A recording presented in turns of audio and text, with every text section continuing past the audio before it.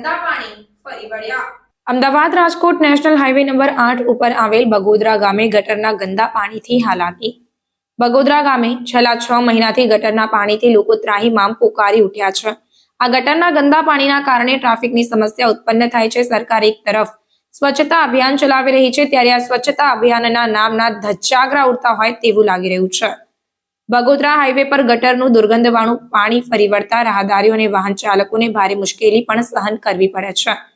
તંત્રને અનેક વખત રજૂઆત કરવા છતાં તંત્ર ઘોર નિંદ્રામાં હોય તેવું લાગી રહ્યું છે। ત્યારે અમદાવાદથી રાજકોટ તરફ જતો નેશનલ હાઈવે છે। ઘણા બધા મંત્રીઓ, રાજકીય નેતાઓ આ રોડ ઉપરથી પસાર થતા હોય છે, તો શું આ ટ્રાફિકની સમસ્યા અને ગટરના પાણી તેમની નજરે નહીં આવતા હોય?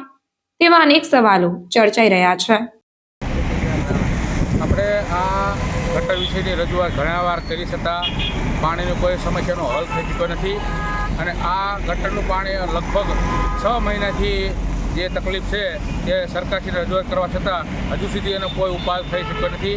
તો સરકારશ્રીને અમારી એવી રજૂઆત છે કે આ પાણીનો હલ થાય, એટલા માટે કોઈ પણ રાહદારીનો અથવા વાહન ચાલકોને કોઈ જાતનું નુકસાન ન થાય એટલે અમે સરકારશ્રીને રજૂઆત કરીએ છીએ કે આ પાણીનો પ્રશ્ન હલ થાય। બગોદરા ગામ અમદાવાદથી રાજકોટ હાઈવે ઉપર, આ હાઈવે ઉપર અવારનવાર બગોદરા ગામની આ હદ તમે જોઈ લો, રોડ ઉપર પાણીની એટલી મોટી સમસ્યા છે કે છેલ્લા 6 મહિનાથી લગાતાર આવી રીતે રોડની વચ્ચોવચ્ચ પાણી પહોંચી જાય છે। ગ્રામજનોનો આવવા જવાનો મેન આ રસ્તો છે। આ રસ્તાની અંદર વચ્ચોવચ્ચ પાણી જતા હોવાથી લોકોને રોડની વચ્ચોવચ્ચ ચાલવું પડે છે, જેથી મોટો ભયંકર અકસ્માત થવાની બીક રહે છે। લોકો બીજે કંઈ ચાલી શકતા નથી, જ્યારે વાહનવાળા પણ એક રસ્તા પર બંને સાઈડ કેવી રીતે ચલાવી શકે? જો આ બધું આ બે વ્યક્તિને અને વાહનને ચાલવાની બહુ મોટી મુસીબત પડે છે, તો આની તંત્ર કોઈ ધ્યાન આપતું નથી।